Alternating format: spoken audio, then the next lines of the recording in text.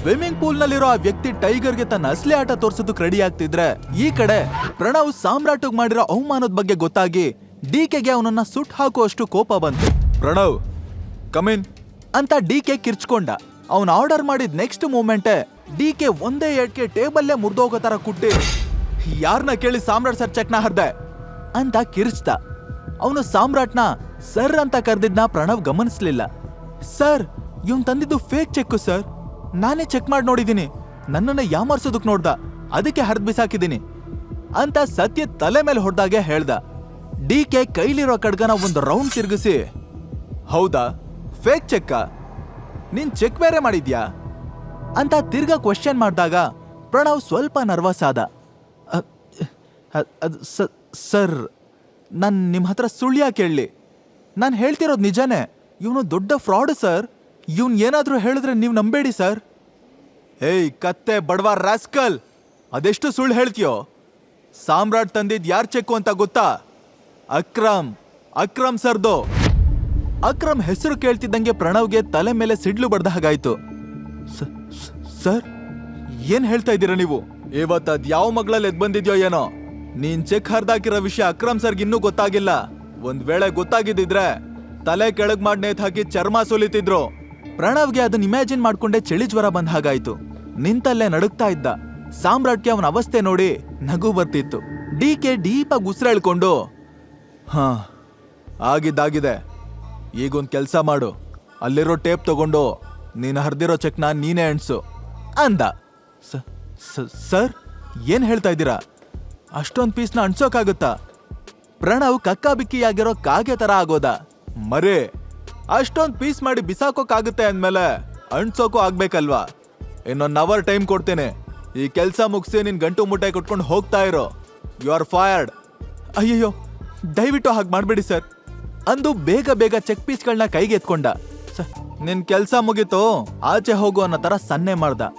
ಪ್ರಣವ್ ಗುಳ್ಳೆ ನರಿ ತರ ಸಾಮ್ರಾಟ್ನೇ ನೋಡ್ತಾ ಜಾಗ ಖಾಲಿ ಮಾಡ್ದ. ಅಂದ ಹಾಗೆ ಡಿಕೆ, ಟೈಗರ್ ವಾಪಸ್ ಬಂದಿರೋ ವಿಚಾರ ಮಾಂಟಿ ಬರೋವರೆಗೂ ಯಾರಿಗೂ ಗೊತ್ತಾಗೋದ್ ಬೇಡ. ಅಪ್ಪಿ ತಪ್ಪಿನೋ ಈ ವಿಚಾರನ ಯಾರ ಹತ್ರನೂ ಹೇಳ್ಬೇಡ. ಅದ್ ಸರಿ, ಇನ್ನು ನಮ್ ಗ್ರೂಪಲ್ಲಿ ಯಾರ್ಯಾರಿದ್ದಾರೆ ಅಂತ ಕೇಳ್ದ. ಡಿಕೆ ಮುಂದೆ ಬಂದು, ನಾನು, ಅಕ್ರಮ್, ಬಾಲ್ರಾಜ್, ಮಾಂಟಿ, ಪಾರ್ಕರ್, ಇಕ್ಬಾಲ್ ಮತ್ತೆ ನಯನ. ವಾಟ್? ನಯನ ಅಂದ್ರೆ ನಮ್ ಗ್ರೂಪಲ್ಲಿ ಹುಡುಗಿನೂ ಇದ್ದಾಳ? ಹಾ ಹೌದು, ಅವಳಿಗಿಂತ ಮೊದಲು ಅವಳ ತಾಯಿ ಪೊಸಿಷನ್ ಅಲ್ಲಿ ಇದ್ಲು. ಅವಳು 1 ವರ್ಷದ ಹಿಂದೆ ತೀರೋದ್ಲು. ಈಗ ಅವಳ ಜಾಗಕ್ಕೆ ನಯನ ಬಂದಿದ್ದಾಳೆ. ಬಾಲ್ರಾಜ್ ನಗ್ತಾ, ಟೈಗರ್, ಅವಳನ್ನ ಹುಡುಗಿ ಅಂತ ಅಂಡರ್ ಎಸ್ಟಿಮೇಟ್ ಮಾಡೋ ಹಾಗಿಲ್ಲ. ಅವಳು ಒಂಥರ ಬೆಂಕಿ ಇದ್ದಂಗೆ, ತುಂಬಾ ಸ್ಟ್ರಾಂಗ್. ನಿನ್ನ ಲೈಫಲ್ಲಿ ನೀನು ಅಷ್ಟು ಟಫ್ ಹುಡುಗಿನ ನೋಡಿರೋದಕ್ಕೆ ಸಾಧ್ಯನೇ ಇಲ್ಲ. ಲುಕ್ಸ್, ಇಂಟೆಲಿಜೆನ್ಸ್ ಆ್ಯಂಡ್ ಆಟಿಟ್ಯೂಡ್ ಮೂರಲ್ಲೂ ಅವಳು ಟಾಪಲ್ಲಿದ್ದಾಳೆ ಅಂದ. ಡಿಕೆನು ಮಾತು ಸೇರಿಸಿ, ಅವಳು ವಯಸ್ಸಲ್ಲಿ ಚಿಕ್ಕೋಳಿರ್ಬೋದು, ಆದ್ರೆ ಪವರ್ ಅಲ್ಲಿ ನಮ್ಮನ್ನು ಮೀರಿಸ್ತಾಳೆ. ಯಾವ ಕೆಲ್ಸ ಕೊಟ್ರು ಟೈಮಿಗೆ ಸರಿಯಾಗಿ ಅಚ್ಚುಕಟ್ಟಾಗಿ ಮುಗಿಸ್ತಾಳೆ. ಯಾರನ್ನು ಅಷ್ಟು ಈಸಿಯಾಗಿ ನಂಬೋದು ಇಲ್ಲ, ಹತ್ರಕ್ಕೂ ಬಿಟ್ಕೊಳ್ಳಲ್ಲ. She is very strong. ಅವ್ರು ಹೇಳಿದ್ ಕೇಳಿ ಸಾಮ್ರಾಟ್ಗೆ ಒಂದ್ ವಿಷಯ ಅಂತೂ ಅರ್ಥ ಆಯ್ತು. ತಾನೇ ಟೈಗರ್ ಅಂತ ಹೇಳಿ ಅವಳನ್ನ ಒಪ್ಸೋದು ಸಿಕ್ಕಾಪಟ್ಟೆ ಕಷ್ಟ ಇರುತ್ತೆ ಅಂತ. ಬಟ್ ಸಾಮ್ರಾಟ್ಗೆ ಈ ಜರ್ನಿ ಥ್ರಿಲ್ಲಿಂಗ್ ಅನ್ನಿಸ್ತು. ಸೊ ನೆಕ್ಸ್ಟ್ ಬರೋ ಎಲ್ಲ ಚಾಲೆಂಜಸ್ನ ಅವ್ನು ಫೇಸ್ ಮಾಡೋದಕ್ಕೆ ರೆಡಿ ಆದ.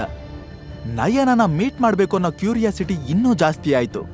ಡಿಕೆ ಮಾತಾಡ್ತಾ, ಟೈಗರ್, ನೀನು ಆದಷ್ಟು ಬೇಗ ಅವಳನ್ನ ಮೀಟ್ ಮಾಡಬಹುದು, ಬಟ್ ಅವಳು ನಿಮ್ಮನ್ನ ಮೀಟ್ ಮಾಡೋದಕ್ಕೆ ಒಪ್ತಾಳೋ ಇಲ್ವೋ ಗೊತ್ತಿಲ್ಲ ಅಂದ. ಕೊನೆಗೆ ಡಿಕೆ, ಓಕೆ ಟೈಗರ್, ಇವಾಗ ನಿಮ್ಗೆ ಎಷ್ಟು ಅಮೌಂಟ್ ಬೇಕು ಅಂತ ಹೇಳು, ನಾನ್ ಕೊಡ್ತೀನಿ. ಆಮೇಲೆ ನಾನು ಅಕ್ರಮ್ಗೆ ಹೇಳಿ ಇನ್ನೊಂದು ಚೆಕ್ನ ರೀಇಶ್ಯೂ ಮಾಡಿಸ್ಕೋತೀನಿ. ನನಗಿವಾಗ 1 ಕೋಟಿ ಕ್ಯಾಶ್ ಬೇಕು, ಮಿಕ್ಕಿರೋ 49 ಕೋಟಿನ ನನ್ನ ಹೊಸ ಅಕೌಂಟ್ಗೆ ಟ್ರಾನ್ಸ್ಫರ್ ಮಾಡಿಬಿಡಿ. ಡಿಕೆ ಸರಿ ಅಂತ ದುಡ್ಡು ತರೋದಕ್ಕೆ ಹೋದ.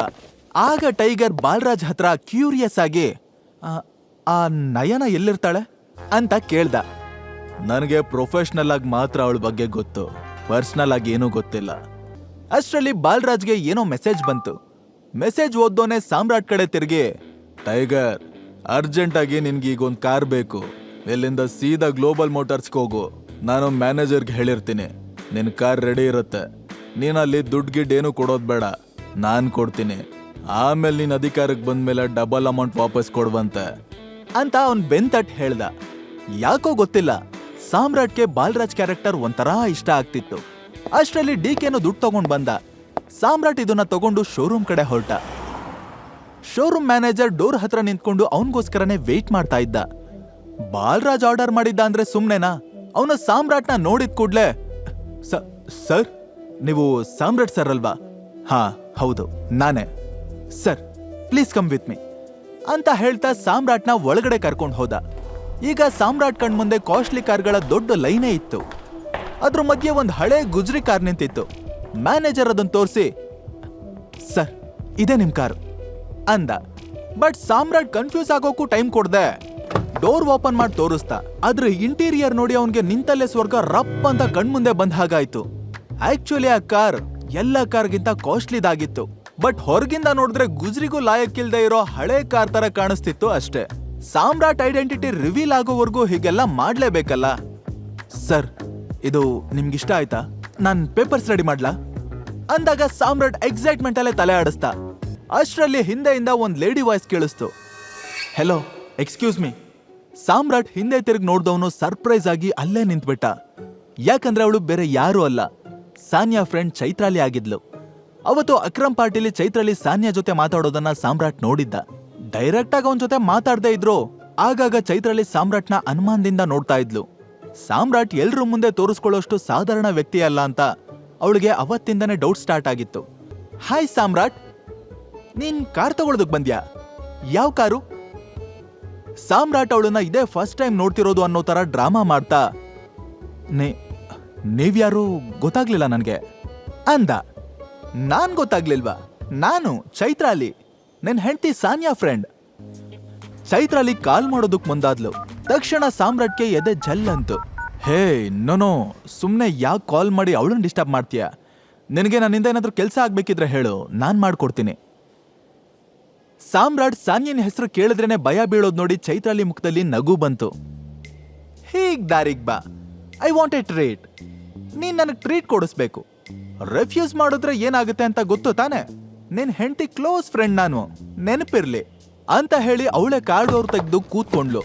ನೆಕ್ಸ್ಟ್ ಮೂಮೆಂಟೇ ಮ್ಯಾನೇಜರ್ ಪೇಪರ್ಸ್ ತಂದು ಸಾಮ್ರಾಟ್ ಕೈಲಿ ಸೈನ್ ಮಾಡಿಸ್ಕೊಂಡು ಕೀ ಕೊಟ್ರು. ಸಾಮ್ರಾಟ್ ಪ್ರೊಸೀಜರ್ ಎಲ್ಲ ಮುಗಿಸಿ ಕಾರ್ ಹತ್ತದ.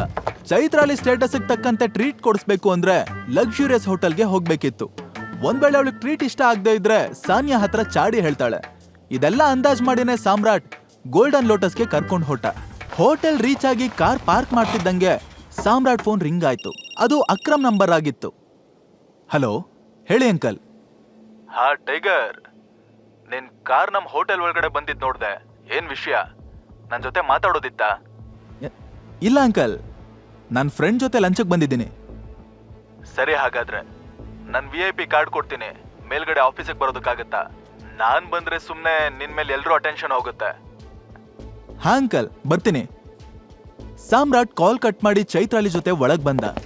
ಒಂದ್ 5 ನಿಮಿಷ ಇಲ್ಲೇ ಕೂತಿರೋ, ಬರ್ತೀನಿ ಅಂತ ಹೇಳಿ ಚೈತ್ರಾಲಿ ಮಾತಾಡೋದಕ್ಕೂ ಮುಂಚೆನೆ ಸಾಮ್ರಾಟ್ ಫಸ್ಟ್ ಫ್ಲೋರ್ ಕಡೆ ಹೊರಟ. ಚೈತ್ರಾಲಿ ಅವನನ್ನ ಡೀಪ್ ಆಗಿ ಅಬ್ಸರ್ವ್ ಮಾಡ್ತಾನೆ. ಇದು ಅಕ್ರಮ್ ಹೋಟೆಲ್ ಅಲ್ವಾ? ಫಸ್ಟ್ ಫ್ಲೋರ್ ನಲ್ಲಿ ಅವ್ರ ಆಫೀಸ್ ಇರೋದು. ಬಟ್ ಸಾಮ್ರಾಟ್ ಯಾಕೆ ಆ ಕಡೆ ಹೋಗ್ತಾ ಇದ್ದಾನೆ? ಆಗ್ಲೇ ಅವನ್ಗೆ ಫೋನ್ ಮಾಡಿದ್ಯಾರು? ನಿಜವಾಗ್ಲೂ ಆ ಕಾರ್ ಅವನ್ ಬಾಸ್ತೇನಾ? ಯಾಕೋ ಎಲ್ಲ ಡೌಟ್ ಹೊಡಿತಿದ್ಯಲ್ಲ. ನಾನ್ ಫಸ್ಟ್ ಫ್ಲೋರಿಗೆ ಹೋದ್ರೆ ಏನಾದ್ರೂ ಕ್ಲಾರಿಟಿ ಸಿಗ್ಬಹುದಾ ಅಂತ ಯೋಚಿಸೋದಕ್ ಶುರು ಮಾಡಿದ್ಲು. ಹಾಗಿದ್ರೆ ಚೈತ್ರಾಲಿನೂ ಅಕ್ರಮ್ ಆಫೀಸ್ ರೂಮ್ಗೆ ಹೋಗ್ಬಿಡ್ತಾಳ. ಸಾಮ್ರಾಟ್ ರಿಯಲ್ ಐಡೆಂಟಿಟಿನ ಕಂಡು ಹಿಡಿತಾಳ. ಅಷ್ಟಕ್ಕೂ ಚೈತ್ರಾಲಿ ಇಂಟೆನ್ಷನ್ ಏನು? ಸಾಮ್ರಾಟ್ ಹಿಂದೆ ಯಾಕೆ ಸುತ್ತಿದ್ದಾಳೆ? ಸಾಮ್ರಾಟ್ ಭೂಗತ ಲೋಕದ ದೊರೆಯಾಗೋದ್ ಯಾವಾಗ? ಇದನ್ನೆಲ್ಲ ತಿಳ್ಕೊಳ್ಳೋದಕ್ಕೆ ತಪ್ಪದೆ ಕೇಳಿ tiger returns, only on pocket FM. ಈಗ ನೀವು ಪಾಕೆಟ್ FM ನಲ್ಲಿರೋ ಎಲ್ಲಾ ಶೋಗಳನ್ನ ಈಸಿಯಾಗಿ ಕೇಳಬಹುದು. ಈಗಲೇ ಡೌನ್ಲೋಡ್ ಮಾಡಿ ಪಾಕೆಟ್ FM ಮತ್ತು ಕೇಳಿ ದೇಶ ವಿದೇಶದಲ್ಲಿ ಫೇಮಸ್ ಆಗಿರೋ ಟೈಗರ್ ರಿಟರ್ನ್ಸ್ ಅನ್ನೋ ಮೈ ನವಿರೇಳಿಸೋ ಕಥೆಯನ್ನ.